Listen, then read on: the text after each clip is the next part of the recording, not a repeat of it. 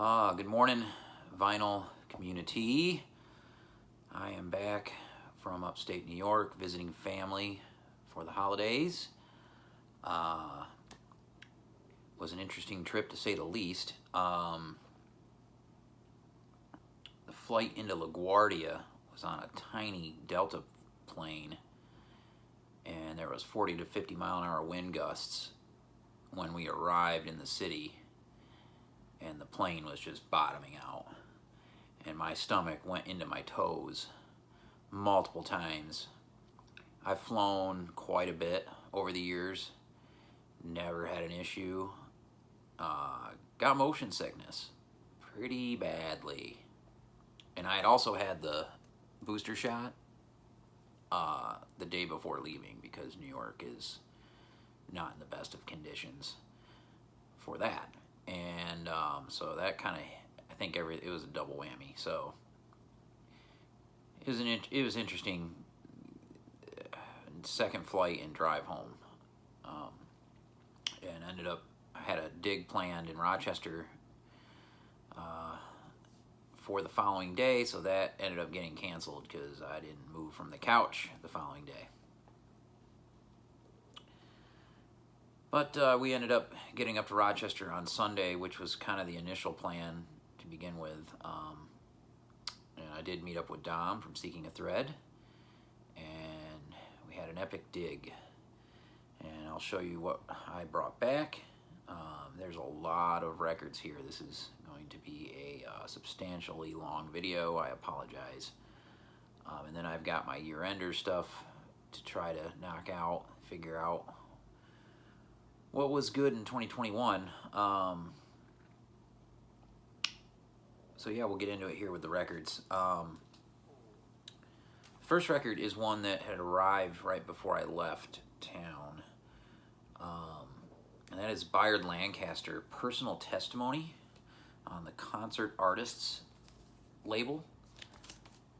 So this is a solo work from Byron Lancaster. Not a record you see very often.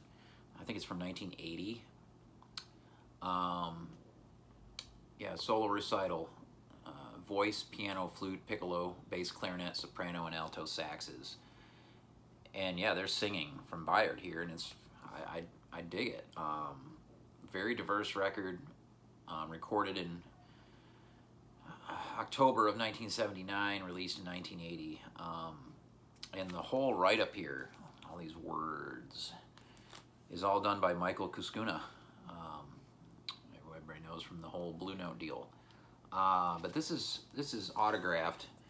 But as we went back and forth on Instagram, this is the 3 strikes and you're out deal that Van at Secco Funk will tell you is the deal here, because it's written in ink and not in marker, for one. I mean, I didn't get the autograph for 2, and then I forget what the 3rd strike is. Probably just my ugly mug. But it's written to John, Peace and Hard Work, Byron, June 20th, 1981. So at some point, Byron autographed this for someone named John. I would assume that John went to see him perform and brought this with him and had it autographed. But it could also be horse shit. So I don't know. But I didn't care if it was autographed or not. I wanted the record, and it was a good price, actually, especially from the seller. I got it from this guy in Philly that he wants $1,000 for everything, like, you know, dollar bin records. The guy's insane. But here it is, Byron Lancaster, Personal Testimony. I didn't have any Byron Lancaster titled albums. I have him on a few other records. As a sideman, his records are out of hand now, and I don't know why. He's not the best player in the world. He's pretty good. So we'll jump right into the Rochester Dig. Being Sunday, the store hours were limited, especially day after Christmas. So everything was just noon to 5. And I did meet up with Dom at Record Archive. which is an amazing store. It's in a big, giant, like Morton type building.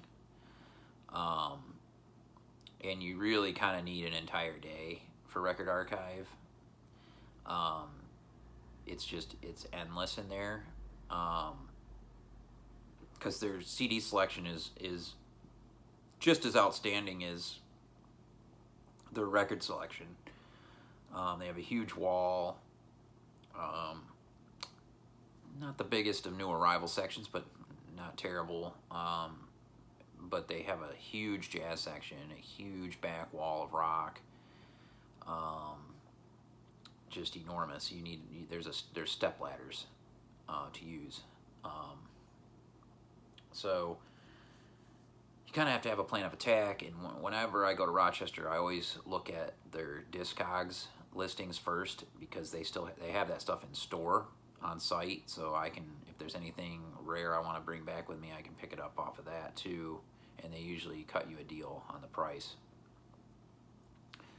So there were 2 items I wanted to get off their Discogs, so I went right to the back, and the lady grabbed these for me. So this is Johnny Diani, OK Tamiz, and Mengezi Feza, Music for Zaba, and this is an original U.S. pressing on Antilles, I think from when this was put out sometime in the mid-70s. And had been looking for this for a long time, and this is a very minty copy. Johnny Diani on bass, piano, and vocal. OK Tamiz is drums and percussion, and Mr. Feza is on trumpet. Great trio, and this is a VC favorite right here. So that was the first thing I grabbed, Record Archive. And then Dom got there a little bit after me. It opened, and it was really cool to meet him. And so he started looking through the new arrivals, and I had the lady grab me one more item from Discogs, and that is this CD. And I'm trying to remember who showed this in the vinyl community. I think one of the guys in Chicago, but Omar Farouk Tekbalik, Whirling.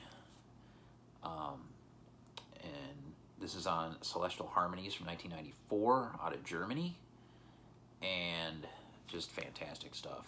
I mean, the back picture says it all on this. But this is also got maybe the 3 strikes and you're out deal on the autograph, because it's to Jamie with my best wishes and many thanks for your help, Omar Farouk Tekbalik. Now this is in marker, so maybe only 2 strikes against me. My ugly mug, and that it's not signed to me, or I did not get the autograph, but at least it's in marker. So we have that. But yeah, this is really cool. So, like I said, they have an amazing CD selection, so that was one of those that I grabbed. And then we went through the new arrivals, and Dom pulled this out and put it in my hands, and that's Orange 9mm. Great New York hardcore band from the early 90s. This is EP from 1994, and I looked it up, looked at it, and I guess it is an original press. It was cheap, so looking at the dead wax. Rap style lyrics with a hardcore edge. Shaka's a badass. Yeah, this is a great band in the vein of Helmet and that whole scene from New York. I have the CD, but it was nice to grab that on vinyl for cheap. And then we hit the jazz section hard, A through Z. And we both found a lot of good records. I was finding some things that Dom missed that I put in his hands that I believe he purchased. So maybe you'll get to see that here in one of his videos coming up. But the first record I found in the jazz section was Bill Dixon, Thoughts, on Soul Note. and this has never been reissued. So I grabbed this right away. I love Bill Dixon on the trumpet, and he also plays flugelhorn and piano on this. I don't know any of the other musicians whatsoever. Lawrence Cook on drums kind of rings a bell. Well, William Parker on bass, but yeah. And Bill, there is tuba on this. So I'm making an exception for Bill Dixon, but I fucking hate tuba players. They can burn in hell forever.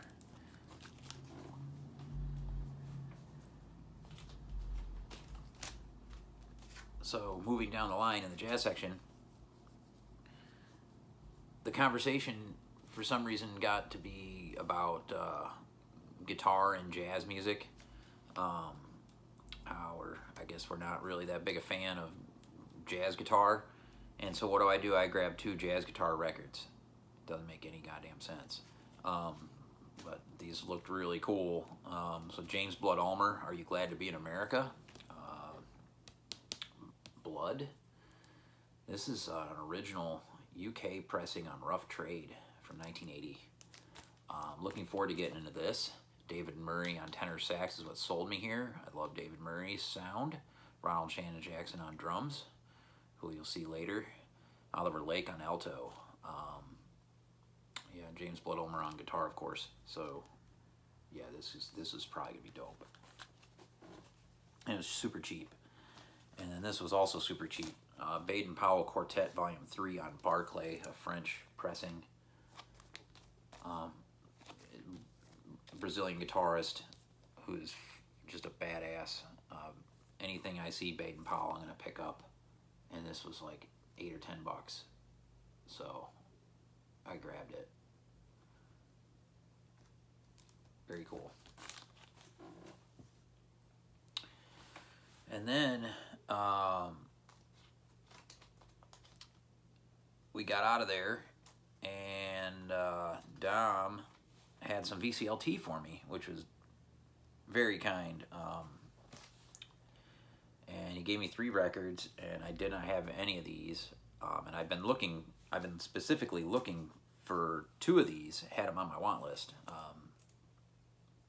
So this one's Marion Brown Quartet, La Placita live in Willisau on the Timeless Muse label from 1979. And yeah, I've been on a Marion Brown kick, as you know if you've been watching my videos. And I don't know any of the other musicians with him on this, but yeah, very cool. And then he gave me a John Fahey record, The Yellow Princess on Vanguard. I think this is from the late 60s, maybe like 1968 maybe. Not 100% on the year, but yeah, I didn't have any John Fahey records whatsoever, so this is a great place to start. And because I've been into the gods and been into, you know, some of this folk stuff, Robbie Basho, and the like, so it'd be nice to check out John Fahey. And then the 3rd record he gave me is Patty Waters' Sings, and this was originally put on ESP disc. This is a it's got that Rick Ballard Imports sticker, legendary. So this is on the Bass Records label out of Italy, who reissued a big portion of the ESP disc catalog. But this is supposed to be some wild shit. Burton Green on piano and piano harp, Tom Price percussion, Steve Tintwitz bass, Patty Waters on vocal. Fairly avant-free record, from what I understand. I need to get into all these still. I just am getting settled here at the homestead after 2 big days of work, being out a week. Oh boy. So yeah, I was stoked to get those records. Thank you, Dom. Those are great. And then we headed over to Bop Shop because they were open on Sunday. He's not open very often on Sunday, so that was awesome that we were able to get in there. So got over there and the wall was packed. They had boxes of wall items waiting to go up on the wall, like a lot of boxes of rares. Prices were high. And so kind of had to be selective. And comparing Record Archive and Bob Shop is usually what you do when you're in Rochester, and it's interesting. Like Record Archive will work with you on price, and they did have a Jackie McLean Right Now original on the wall. They wanted $250 for it, or $200. I think $200, and I didn't want to pay that much for that. But they were willing to work on the price, but I still didn't. I don't know. I was thinking if they'd probably have it at Bob Shop cheaper, but then like in the bins at Record Archive, the jazz is usually more expensive than the bins at Bob Shop. It's weird. Bob Shop's wall items will be more comparative. I don't know. It's just how it works out. But I did grab one off the wall. The owner, Tom, was there. And so that was very cool. Get to talk to him. And because the condition of the cover on this record is not the best, but he had just played it at home before bringing it into the shop and said it plays dead mint, and looked at the records, and they are. Woody Shaw, Blackstone Legacy. I had never seen this in a shop before anywhere in my travels, and this is a double LP on Contemporary and Original. And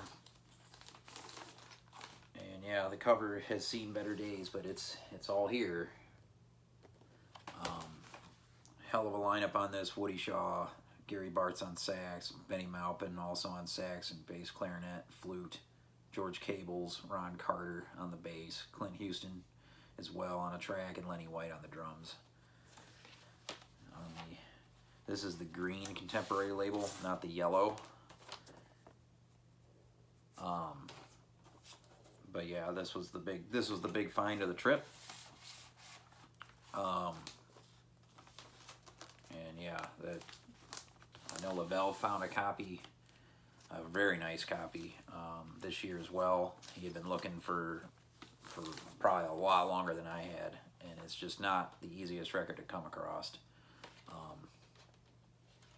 So to find it in a shop was a treat. And so there's that. And then this is the first one that Dom put in my hands, Brotzmann Solo on FMP, original German press of this, recorded in 1976 in Berlin. And I'm a fan of Peter Brotzmann, so yeah, this is going to be good, intense free jazz right here. This record was on their Discogs for 2 years, and I decided to grab it because I grab any of these Fontanas that I find. And this is the Jazz Composers Orchestra Communication. This is a later Japan pressing from 1984. This originally came out in the 1966, I think. Recorded in 65 in New York City. Huge ensemble here. Massive lineup. Paul Bley, Eddie Gomez, Milford Graves on drums, Steve Lacy, Jimmy Lyons, Roswell Rudd from Art Ensemble, Archie Shepp, John Chakai. I mean, it just goes on and on. Robin Kenyatta's on here, Barry Altschul. Just a massive lineup. And the artwork is just phenomenal on these. Next in the bins at Bob Shop, been on this ESP disc kick and found this Paul Bley Trio Closer, and this was a really good price. Just a great trio here with Steve Swallow on bass, Barry Altschul, who I just mentioned, on percussion. It's an original mono from 1966 or 67. Great piano jazz, free jazz. This record I was very stoked to find in the bins, and it was really cheap. Shannon Jackson and the Decoding Society, nasty. Original German press on Moore's Music. These have never been reissued at all, which I'm kind of surprised.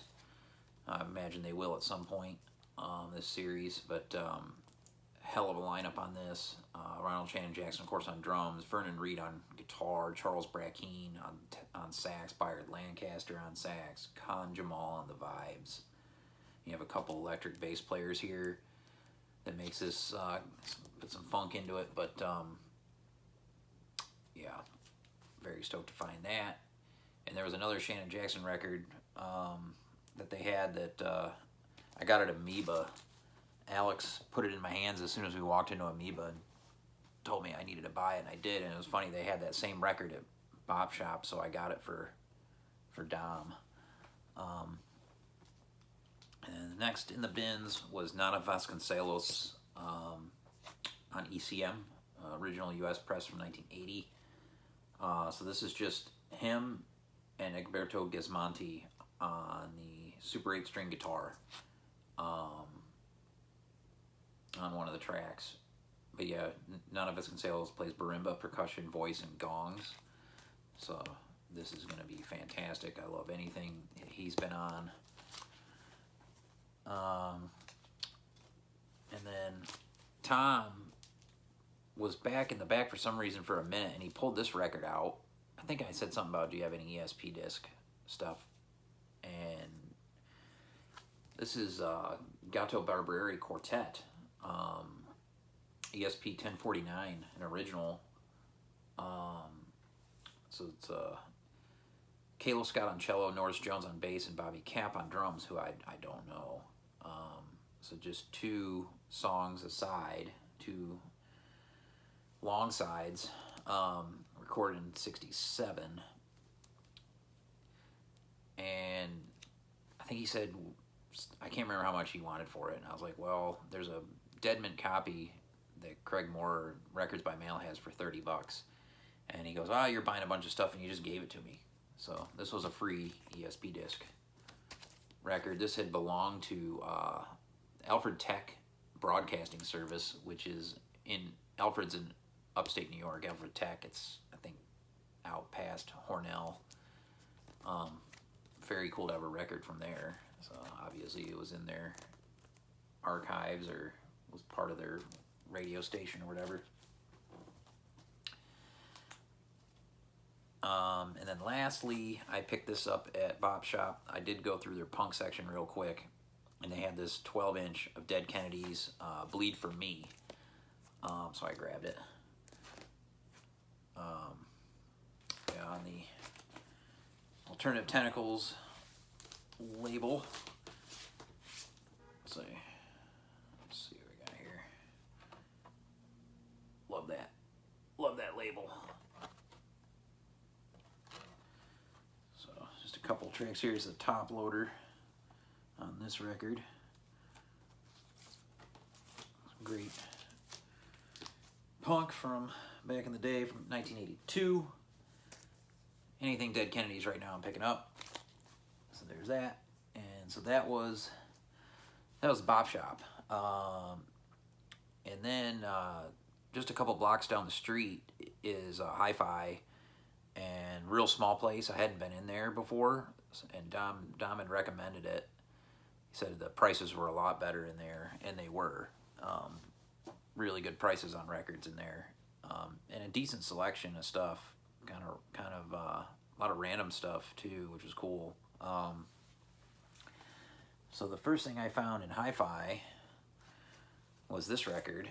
I picked this up because of Dom and Jim, or not Dom, but Sherv and Jim.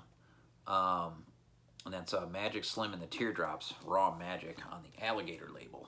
So those guys, they've taught me some things to look out for with the blues. Alligator label is one of them, because they're usually really good electric blues records and cheap. And this was cheap, like $6 or $7 or something. 1982. I didn't have any Magic Slim. Nate Applewhite's on drums on this. Junior Pettis on guitar. Nick Holt bass. So some good Chicago blues. there. I would assume that's what that is. And then that's all I was going to get there. And then Dom pointed out below the bins there was a bunch of 7-inches, and I was like, oh man, I don't have time to go through the 7 inches. But this one was sitting right at the end, and it was $3, so I grabbed it. Amel and the Sniffers, Some Mutts Can't Be Muzzled single, which is my favorite song from them. And it's got a B-side, Cup of Destiny, which I think is unreleased. This is the US copy on Flightless at ATO Records. It's like a limited, I think it's yellowish orange wax. So $3, and when I log this on Discogs, it's going for almost 20 bucks. So, because they're pretty popular right now. So that was a heck of a find, as it turned out.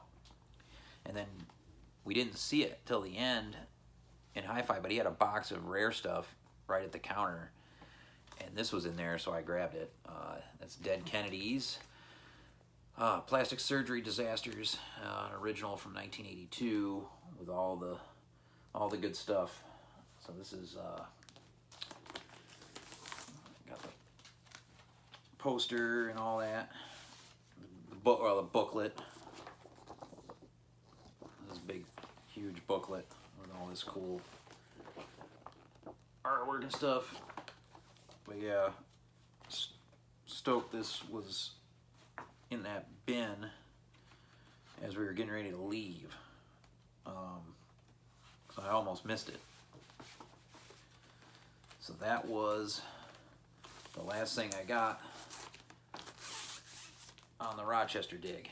So there was like 20 records. There's a lot to bring back on the plane, but it worked out.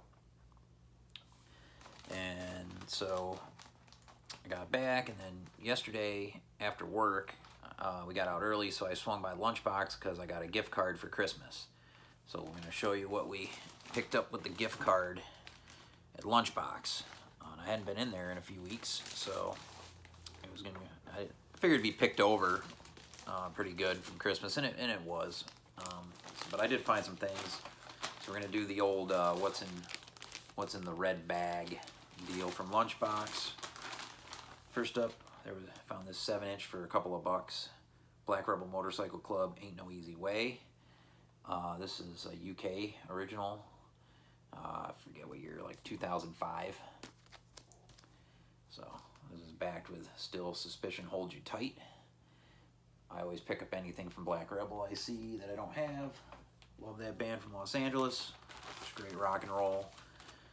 And then this was at the counter on the way out for like $6, so I grabbed it. Black Flag 6-pack on SST Records. Not an original, but a 1990 reissue. This originally came out in '82. Some Greg Ginn with Dez on vocals on this. No Henry Rollins. And then we had a couple of finds in the jazz section. This record here had been there a few weeks, had been there a month or so, and I finally picked it up. George Russell, Listen to the Silence. This is an interesting label, Concept Records from 1973, I believe. But Arnulf Hegstead is the conductor, and it includes the chorus of the Music Conservatoriet of Oslo, Norway, and also Dan Windham, bass soloist. A lot of musicians on this, like Terry Ripdahl's on this, Bobo Stenson, Jan Garbarek, Jan Christensen, to name a few. This is some interesting stuff. Jane, who works at Lunchbox, who's the coolest person that works at Lunchbox, wrote this on the plastic shrink or sleeve. Avant jazz chamber piece with choir. Kind of sounds like if Scott Walker wrote an orchestral musical, and I'm pretty sure it's about the Vietnam War. If that don't sell you on a record, I don't know what does. So I finally grabbed it. It wasn't cheap, but I grabbed it. And then this was cheap. This was like $6-7. Paul Motian Trio Dance an original German ECM. And I grabbed this because Charles Brackeen is on here on soprano and tenor sax. With David Azenzen on bass. Had never seen this before. I have some other records of Paul on ECM, so I'll grab that. And at some point this had the Rick Ballard's sticker on it. There's a spot missing. I'm telling you, that was a Rick Ballard import sticker. Someone took it off. That's blasphemy. Grabbed a couple reissues that just came out. The Mars Volta Tremulant EP, my favorite stuff from Mars Volta right here. Cut That City. Their first stuff they did is their best. Clouds Hill is the label these are on, which is, you know, basically Omar's label, Rodriguez Lopez Productions. So that was nice that these got put back out because originals are stupid expensive. And I also grabbed Amputecture double LP from the Mars Volta, and this is some wild, spaced out shit from them. Also on Clouds Hill, they reissued the whole catalog, so that was, I already had the boots of the others, so those are the only two of those I grabbed. And then this one I had been meaning to grab for a long time. This came out this year, and it's going to be one of the best records of the year, and that's Clark from the UK, electronic musician. This is Playground in a Lake, which is what the exact artwork is. Deutsche Grammophon, which is kind of interesting that they're putting out modern artists now, which is, well, it's very cool. Double LP, yeah, ambient, dark stuff. Fantastic musician. This is a big one for this year. And so that's what was in the red bag at sack lunch. And then I had some issues with the post. Issues, to put it mildly. And eventually was able to get these records in the house. Robbie Basho, the Falconer's Arm 2. This is an original mono pressing on Tacoma Records, recorded in '67. Basho Fever is real and it's spectacular. Again, I'm not huge on the vocals, on the yodeling and all that, but the guitar playing is sublime.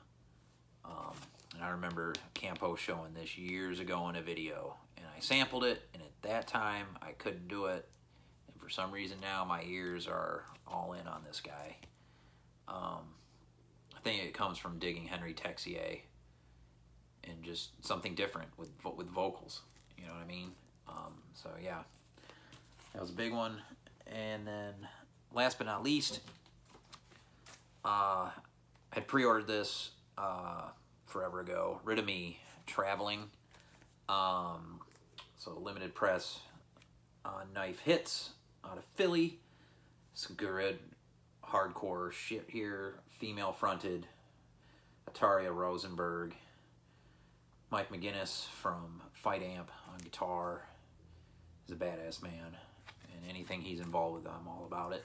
And so Rid of Me, great Philly band. And this is from this year, so this is going to be in my top for this year as well. 33 minutes, not too horrible.